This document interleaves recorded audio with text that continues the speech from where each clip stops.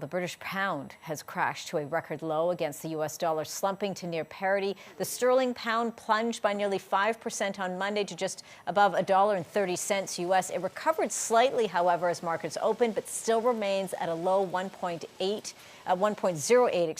U.S. The drop follows the British government's decision to implement the biggest tax cuts in 50 years. Let's bring our CTV's chief international correspondent, Paul Workman, who is in London for us. So, Paul, wow, what is going on here? The British pound, I don't think we've ever had a conversation with it being hit, literally pounded this hard.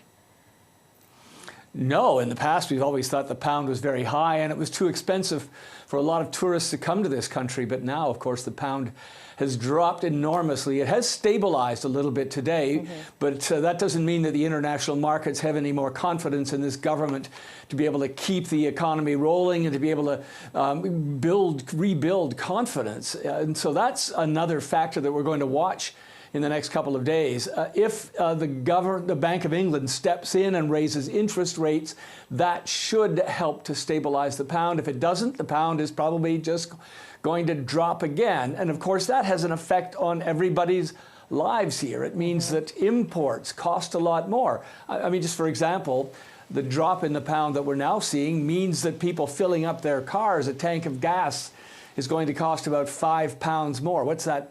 Maybe $7 or $8 more just for a tank of gas. That's unbelievable. And of course, there's going to be a lot of pressure now on the new Prime Minister Liz Truss to say, okay, how you've put in these very high taxes, this needs to get fixed. Well, yes, by reducing taxes, that's the government's policy. It seems to be their ideology. It's kind of like Reaganomics.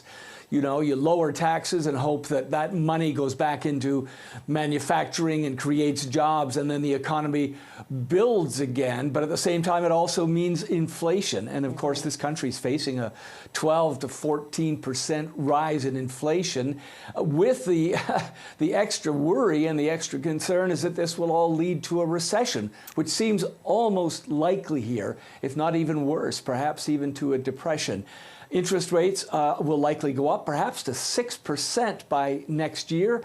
Some of the banks have pulled their mortgage programs off the market. They're not selling mortgages because they're not sure what's going to happen to interest rates. So there really is just sort of a rolling thunder going on, people wondering what's going to happen. Maybe the government will have to backtrack and reduce some of those massive tax cuts that they announced last week. That awful word, recession. We're hearing it everywhere, as you know, right here in Canada as well. All right, Paul, thank you for this. CTV's chief international correspondent, Paul Workman, for us in London.